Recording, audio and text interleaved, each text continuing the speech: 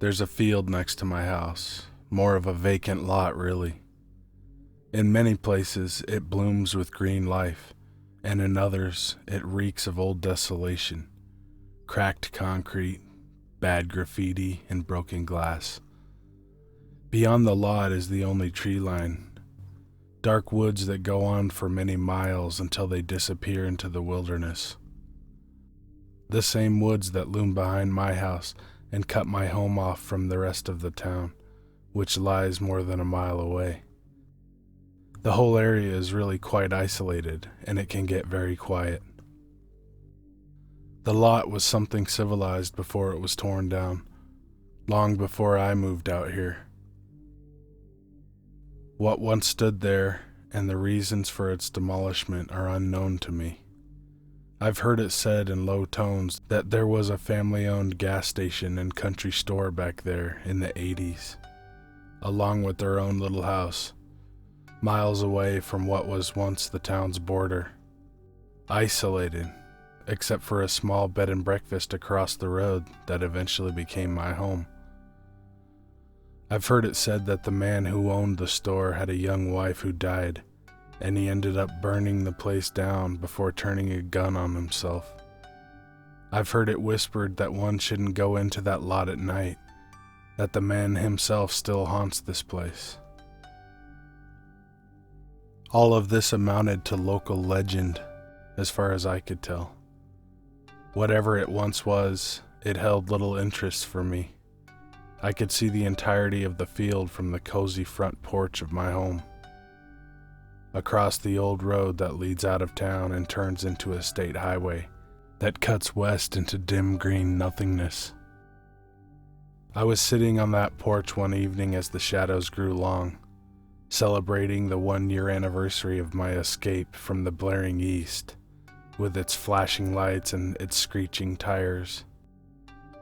I was drinking alone, watching a pink sunset get hazier as that unseen orb dipped behind tall, stalk-like evergreens, only to be cut off completely by high mountains, casting a long, cold shadow that enveloped the western half of the valley in a glowing shade. As the light receded, I saw something move out across the lot at the tree line. It looked like a man crouching in the tall grass, perhaps naked. I couldn't tell. I was rather tipsy by then, and the deepening shadows certainly didn't help to sharpen any features at that distance. I stiffened in my chair, unnerved. Aside from the very occasional trysts of local high school kids, this lot had been empty of human life for the entire previous year. I was alone out here, something I had liked very much until that moment. I was exposed and intoxicated, and all I could do was stare. It seemed as if this man was searching for something. His bobbing head was jerking left and right, up and down, all at odd intervals with large gaps in between, like a lizard watching for insects. I should have ducked into the house then and there, but you must understand how surreal this experience was. The possible reasons for his appearance were running through my mind. Was he a local, completely stoned off of his gourd, on some hallucinogen or another? Was he some sort of hunter cut off from society for so long that he'd forgotten how to act human? These thoughts and the beer distracted me from the ominous physical realities of the situation. The head jerked abruptly in my direction, and I found myself locking eyes with this thing. Every hair on my body stood up as pure animal fear coursed through my spine, and I was finally afraid. The face I was looking at, albeit quite far away, was not the symmetrical face of a human being. It was bulbous, lopsided. Somehow, one side was larger than the other, and its mouth was much too wide. "Mama!" it called across the field. It sounded like a cow trying to shout through a raw throat, barely shaping its consonants. There was a sharp desperation in its voice that pierced my hazy thoughts. A man could never make that sound. The tipsiness drained out of me immediately, replaced with a rush of ice-cold sobriety. I got up shakily, left the beer, and stumbled through my front door. As I turned to shut it, I saw the thing running across the twilight field. A hulking, pink, hairy monstrosity with a head too large for its body. It hunched forward, using one good arm to support its loping gait, while its other, smaller, shriveled limb lay cradled and quivering against its concave chest. Its face was pointed at the ground, but it was coming straight at me, snuffling like a hog. I slammed the door shut and locked the deadbolt, pulled down all the blinds, bashed my shin bloody on the end table without feeling it. It's a large house, but I was somehow focused in my panic. All 3 doors were bolted and all 6 windows shut in a matter of moments. I stood in the middle of the living room, heaving, body humming with adrenaline, clutching my baseball bat. I kept thinking, this is it, over and over again. This is it. There came heavy, irregular footfalls on the porch, labored breathing that reminded me of old dogs. Mama. The voice wheezed, muffled by the walls, deeper now. Knuckles dragged across the bottom of the door. A shadow fell across the barely illuminated blinds. My cell phone. I cursed myself for acting as if I were some lonesome pioneer. I fished the thing out of my pocket and dialed the police, keeping my eyes planted firmly on the door handle, not letting myself think about how fragile the windows of the house truly were, blinds or no blinds. I don't know how I managed to convince the person on the other end of my peril without gibbering like a crazy person, but I did. I think I used the words, really pissed off meth head pounding on my door. Even in my stricken state, I knew they would be slow to respond to perceived insanity. No sooner had the dispatcher told me to hang tight, sir, they'll be there as soon as they can, than the creaking footfalls on the porch stopped. I forgot about the voice on the other line and hung up the phone. Silence. It was getting very dark outside. I turned off the reading lamp, the only light in the room, and strained to hear anything in the new darkness. Nothing. I gripped the bat with both hands and inched towards the window furthest from the door, furthest from the spot I'd seen its shadow. I took a deep breath and, please don't let me see its face, parted the blinds just a sliver. It was there, across the street in the lot. Its hairy, twisted back was facing me as it lurched through the grass, practically on all fours. Before long, it disappeared as the night closed in around us, and there came a long, mournful wail from the darkness, a hideous sound of utter despair.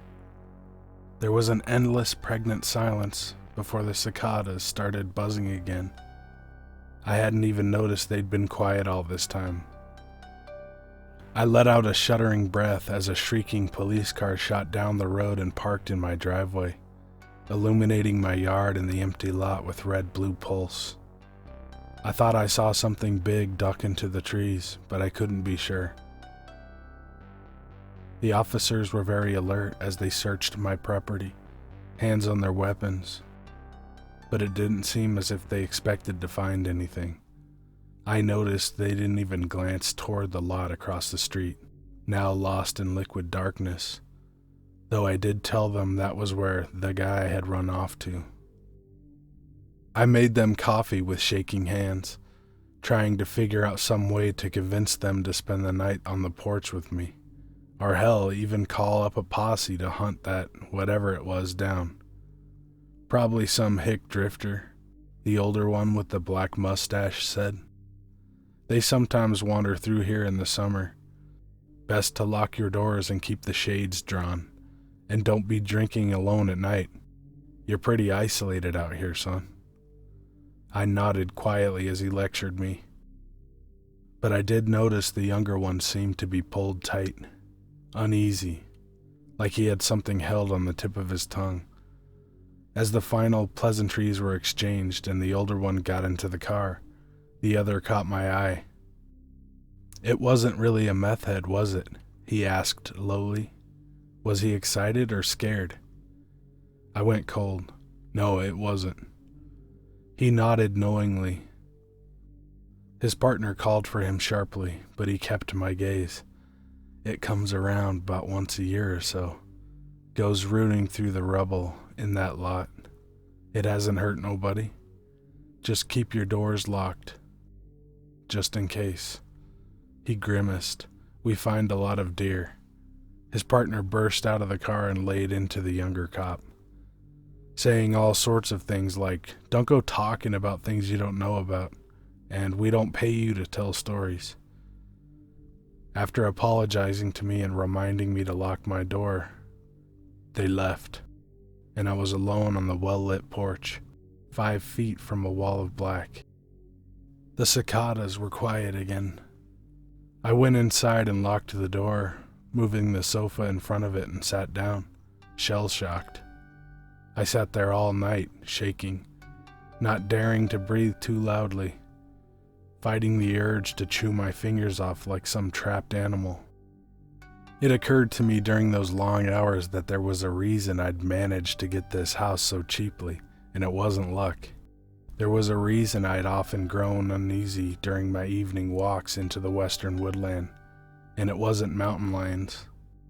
The reason was probably out there right now, in the dark field under the moonlight, turning over the broken concrete and shards of glass, looking for its mother. Hey guys and ladies, thanks for watching. If you want me to tell your story or your favorite creepypasta, email me at the address in the description. We got 50 subscribers, Ripley. She is very grateful. She told me earlier, but she doesn't want to be on mic.